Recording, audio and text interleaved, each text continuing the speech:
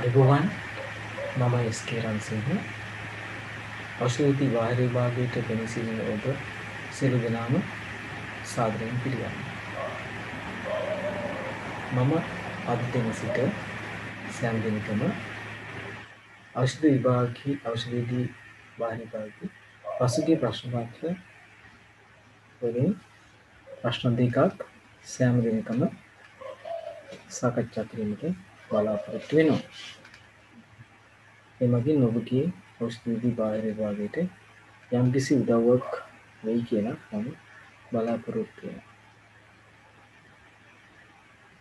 අපි බලමු ඖෂධයේදී බාහිර විභාගයේ කොහොමද ප්‍රශ්න පත්‍රය මොනවා එකක්ද කියලා. ඒක නම් ඇත්තටම කියන නිසා. මේ තියෙන්නේ අතරම 2020 වර්ෂයේ. ඒ කියන්නේ ඒ පසුගිය තම ලේටස්ට්ම එක්සෑම් එකේ ප්‍රශ්න පත්‍රය තමයි තියෙන්නේ. ඔයාලට පේන ඇති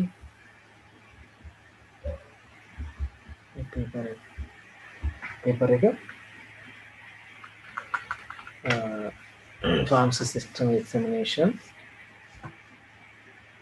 December 2020 morning paper එක. ඒකට දැන් අලුතෙන් එක්සෑම් එක තියෙන විදිහ අනුව සාමාන්‍යයෙන් MCQ ප්‍රශ්න 50ක් තියෙනවා. ඒ ප්‍රශ්න ඔක්කොටම ආන්සර් කරන්න ඕනේ. The MCQ paper has 50 questions.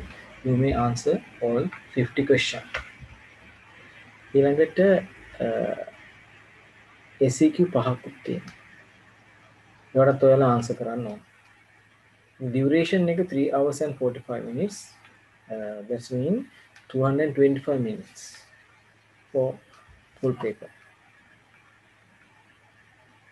For both MCQ paper and structure essay paper.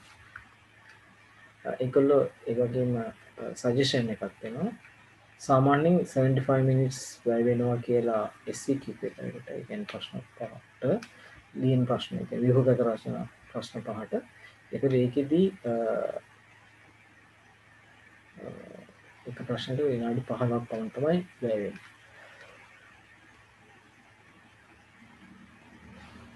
ඊළඟට MCQ ප්‍රශ්න පත්‍රයක මිනිත්තු 150ක් තියෙන. කියන්නේ එක ප්‍රශ්නයකට මිනිත්තු 3ක්.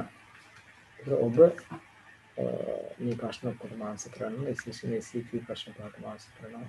වගේම MCQ ප්‍රශ්න 50කට තියෙන ඇත්තටම එක ප්‍රශ්නයකට ස්ටේට්මන්ට් පහක් තියෙන ABCD E කියලා ඒ වගේ 50ක් තියෙන 250කට උත්තර දෙන්න ඕනට.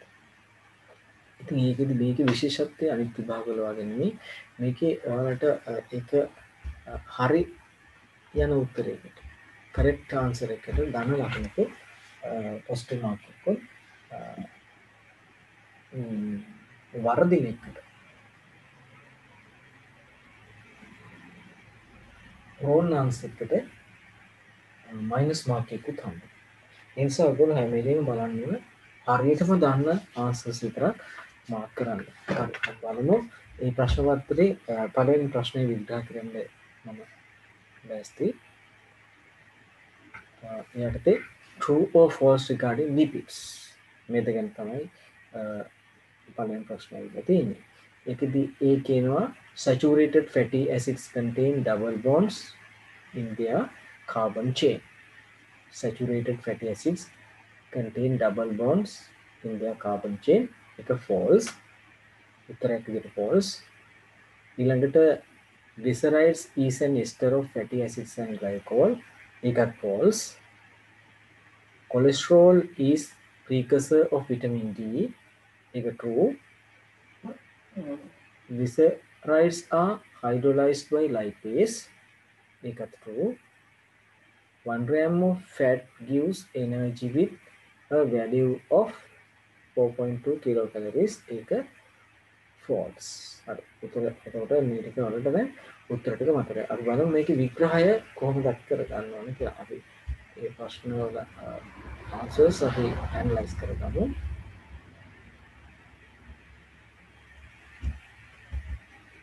එතකොට මම මේක analyze කරන මේ වගේ ප්‍රශ්න පත්‍ර විග්‍රහයක් හදලා තියෙනවා හැම ප්‍රශ්නයකම. හරි එතන 2020 morning paper එකේ පළවෙනි question එකේ ඒ statement එක වැරදි කියලා අපි කිව්වා හේතුව මේද අම්ලයක fatty acid එකක ඔයාලා දන්නවා කාබොක්සිලික් ආම්ලයට හැරුණාම ඒක අන්තර්ගතයි කාබන් දාමයක්. එතකොට මේ කාබන් දාම නැත්නම් කාබන් චේන් එකේ කාබන් අතර ද්විත්ව බන්ධන එකක් හෝ වැඩි ගණනක් තියෙනවා නම් අපි ඒවට කියන්නේ unsaturated fatty acid කියලා. ද්විත්ව බන්ධන එකක්වත් නැත්නම් අපි ඒවට කියන්නේ saturated fatty acid කියලා. ඒක වගේම මේ රූපේ පැහැදිලිව පේනවා. saturated fatty acid එකක් කියලා කියන්නේ මේ වගේ එකක්. කිසිම ද්විත්ව බන්ධනයක් නැහැ. unsaturated fatty acid එකක් කියලා කියන්නේ මේ වගේ එකක්.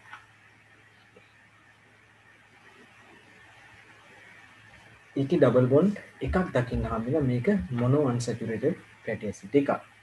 ඒ වගේම ගොඩක් ඩබල් බොන්ඩ්ස් තියෙන පොලි අන්සැචුරේටඩ් ෆැටි ඇසිඩ්ස් දකින්න හම්බ වෙනවා. හරි. හරි. අපි බලමු ඒකේ විග්‍රහය අපි කොහොමද කරගන්නේ කියලා. විග්‍රහය කියවන්න හොඳට. Fatty acid chains may contains no double bonds, that is be saturated. ඒ කියන්නේ fatty acids chain fatty acids chain may contain no double bonds එකක්වත් නැත්නම් අපි ඒකට කියන්නේ මොනවද කියලාද that is the saturated or contain one or more double bonds එක double bond එකක් හරි තියෙනවා නම් that is the mono or poly unsaturated double bond එකක් තිබ්බොත් mono unsaturated double bond ගොඩක් තිබ්බොත් poly unsaturated අපි ඉතින් එහාට තව ටිකක් deep ගියොත් in human the majority are saturated or mono unsaturated in human මිනිසා තුළ තියෙන ලිපිඩ වලින් බහුතරය saturated එහෙම නැත්නම් mono unsaturated හරි when double bonds are present they are nearly always in the cis rather than in the trans configuration. ඒ කියන්නේ ඇත්තටම ඩබල් බොන්ඩ් එකක් තියෙද්දි වල ගන්න ඩබල් බොන්ඩ් එකක් තියෙන කාබන් දාමේ එතකොට සිස් හෝ ට්‍රාන්ස් කියන ආකාරයට අයිසෝමර්ස් දකින්න හම්බෙනවා සමහරවිට දකින්න හම්බෙනවා. එතකොට විශේෂයෙන්ම ඩබල් බොන්ඩ් තියෙද්දි ගොඩාක් වෙලාවට මේ මිනිසා තුළ හමු වෙන මේ unsaturated fatty acids පවතින්නේ සිස් ආකාරයෙන් සිස් ආකාරය. හරි ට්‍රාන්ස් ආකාරයට වඩා සිස් ආකාරයෙන් තියෙන. ඔබට ඒකම පැහැදිලිව පේනවා මේ රූපේ. මේ පේනවා මෙතන ඩබල් බොන්ඩ් එක. H පරමාණු දෙක එකම පැත්තකට වෙන තියෙන්නේ.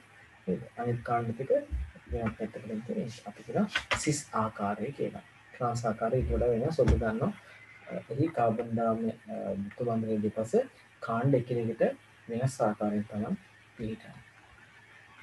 ඊට B ගත්තොත් එහෙම බිසරයිඩ් එකක් කියන්නේ මොකක්ද? බිසරයිඩ් එකක් කියන්නේ මොකක්ද? ඒ කියන්නේ ඇත්තටම බිසරයිඩ් එකක මූලිකම විෂයම තියෙන්නේ ප්‍රධාන වශයෙන් අණු වර්ග දෙකයි. බිසරයිඩ් එක. එකකට අපි කියනවා බිසරෝල් අණු C3H8O3. ඒ වගේම අනිත් එක තමයි මේද අම්ල අණු එකක් හෝ දෙකක් හෝ තුනක්. පවතින පුළුවන්. ඒ අනුව ඔයගොල්ලන්ට පේන බිසරයිඩ් එකක් කියන එක මම උදා අර්ථ දක්වලා තියෙනවා. B කියන උත්තරය අතර වැරදි B වල ඒ කියන්නේ පළවෙනි ප්‍රශ්නේ B උත්තරේ ස්ටේට්මන්ට් එකක් පිළිගන්නේ. ඒක වලට පේන glycerides කියලා කියන්නේ glycerides more correctly known as acyl glycerol. glycerides කියලා කියවට ඇත්ත හරියටම correct name එක acyl glycerol. Are esters formed from glycerol and fatty acid. හරිද? glycerides එහෙම නැත්නම් අපි කියනවා acyl glycerol are esters formed from glycerol and fatty acid. ඒ කියන්නේ glycerol සහ fatty acid වලින් ඒක ester bond එකක් කියන නිසා ඒකට කියන ester එකක් කියලා. හරි. ඊට පස්සේ ඔයගොල්ලන්ට පැහැදිලිව පහත රූපේ ඔයාලට දකින්න හම්බ වෙනවා ඇති glyceride කියලා මේ කළු පාටේ දාලා තියෙන. ඒතර වලට වෙනවා glycerol වල ව්‍යුහය නේ glycerol. glycerol කාබන් තුනක් සහ OH කාණ්ඩ තුනක් සහිත ව්‍යුහයක්. එතකොට ඒකේ ඔය OH කාණ්ඩ තුන විශේෂයෙන්ම මේද අම්ල එකක් සමග හෝ මේද අම්ල දෙකක් සමග හෝ මේද අම්ල තුනම සමග හෝ බැඳිලා ග්ලිසරයිඩ්ස් හැදෙන්න පුළුවන්. ඒක මොනෝග්ලිසරයිඩ්, ඩයිග්ලිසරයිඩ්, ට්‍රයිග්ලිසරයිඩ් විදිහට අපිට ගන්න පුළුවන්. හරි. ඒකෙදී විශේෂයෙන්ම ඒ උත්තරේ වර්ධනේ ග්ලිසරෝල් ගැන සඳහන් නොවන නිසා. ඇත්තටම එහිදී ග්ලයිකෝල් කියලා කියන්නේ ග්ලයිකෝල් කියන්නේ වෙනම එකක්. ග්ලයිකෝල් කියලා කිව්වම එහි අදහස තමයි OH කාණ්ඩ දෙකක් සහිත. හරි. එතකොට බලන්න කියලා glycol any of a class of organic compound belonging to alcohol family. In the molecule of glycol, two hydroxyl groups are attached to different carbon atoms. The term is often applied to the simplest member of the class, ethylene glycol. හරිද? ඒකට විශේෂයෙන් මතක තියාගන්න glycerol සහ ග්ලයිකෝල් අණුවක් වෙනස් වෙන්නේ ග්ලිසරෝල්ගේ OH කාණ්ඩ තුනකුත් ඒ වගේම ග්ලයිකෝල්ගේ OH කාණ්ඩ දෙකකුත් පිහිටීම මත. සාමාන්‍යයෙන් ග්ලයිකෝල් වල ප්‍රධානම අපිට උදාහරණයක් සුලභ උදාහරණයක් ගන්න පුළුවන් එතිලීන් ග්ලයිකෝල් කියන සම. එතකොට ඊළඟ එකේදී කිව්වේ විටමින් D වල ප්‍රීකසේක කොලෙස්ටරෝල් කියලා. ඔව්.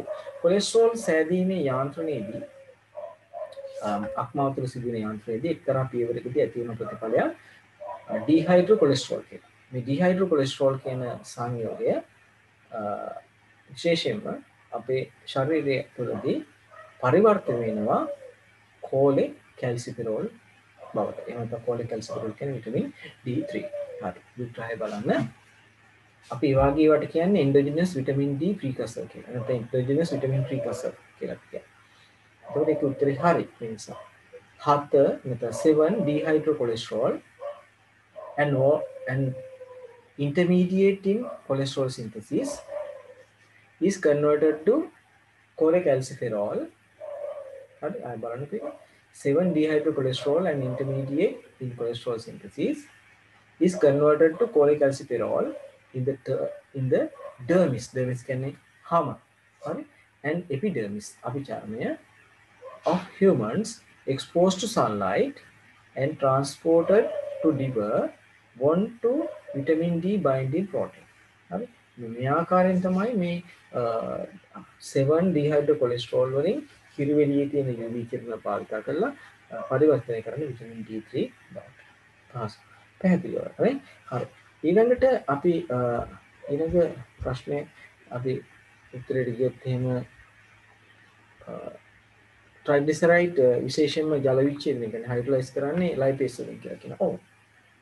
යමක් ජල විච්ඡේදනය කරනවා කියන්නේ ජලය භාවිතා කරලා එමගින් ඒ අණුව කඩා බිඳ හැදෙනවා. නැත්නම් අණුව කඩන එක. අපි කියන්නේ ජල විච්ඡේදනය කියලා. දැන් මේදය එහෙම නැත්නම් ලිපිඩ එහෙම නැත්නම් ට්‍රයිග්ලිසරයිඩ් එහෙම නැත්නම් හරිම අලුත් නම අපි ඒකට කියන්නේ ට්‍රයි ඒසයිල් ග්ලිසරෝල් කියන සංයෝගයක් තමයි මේ ඔබට පේන්නේ මේ තිරේ විශේෂයෙන්ම මේ තියෙන්නේ කාබන් 3ක් ඒ වගේම ඕකාණ්ඩ 3ක් මේ තියෙන්නේ ඔයාලට පේන ඇති දිගුදාම මේද අම්ල. ඒතකොට මේද අම්ල 3ක් බැඳිච්ච ග්ලිසරෝල් අණුව අපි ඒක කියන්නේ ට්‍රයිග්ලිසරයිඩ් එහෙම නැත්නම් හරියම නම triacylglycerol. The triacyl glycerol කියන සංයෝගය අපේ ඇඟට උරා ගන්න බෑ ආහාර මාර්ගයට. ඒක ලොකුයි. ඒ නිසා ඒ පරිවර්තනය වෙන්න ඕනේ ග්ලිසරෝල් සහ මේද අම්ල බවට විඝටනය කරන්න ඕනේ. එහිදී ලොකු ශක්තියක් ඕනේ. ඒ නිසා ශක්තිය අවම කරලා දේහයේ උෂ්ණත්වයේ යටතේදී මේ මේදයේ කඩා බිඳ හෙලන්න සමත් වෙන එන්සයිම් එකක් තියෙනවා.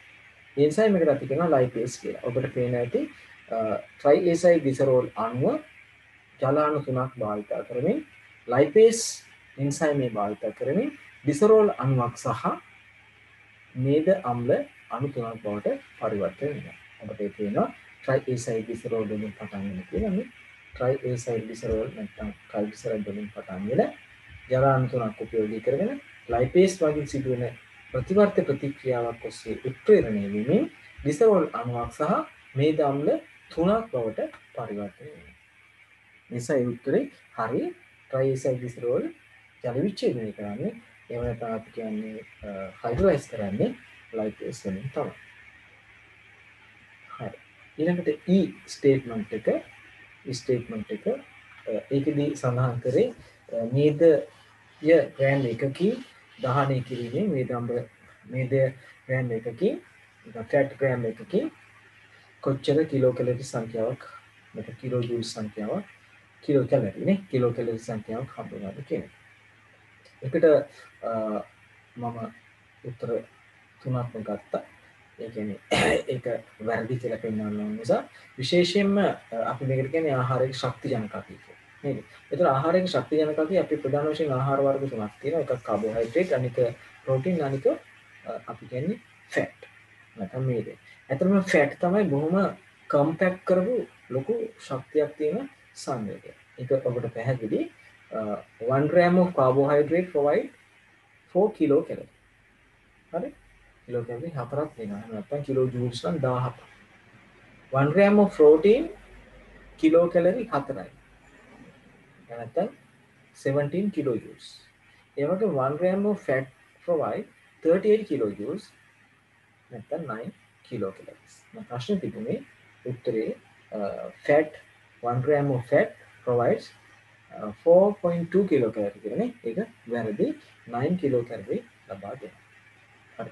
මම ඔබට පැහැදිලි අපේ ප්‍රශ්නය විග්‍රහ වුණු ආකාරය මේ ආකාරයෙන්ම මම ඉදිරියේදී ඔබට මෙවැනි MCQ ප්‍රශ්න සාකච්ඡාවක් ඖෂධ විභාගයට කරන උදව්වක් විදිහට පැහැදිලි කර දෙන්නට කැමැත්තෙන් සිටිනවා. ඒ නිසා ඔබ ඒ සමග රැඳී සිටී කියලා මම බලාපොරොත්තු වෙනවා. ඔබට මෙවර විභාගයේදී සාර්ථකව ජය ලබන්නට හැකි වේවා කියලා ප්‍රාර්ථනා කරනවා. ආයිබෝවන්.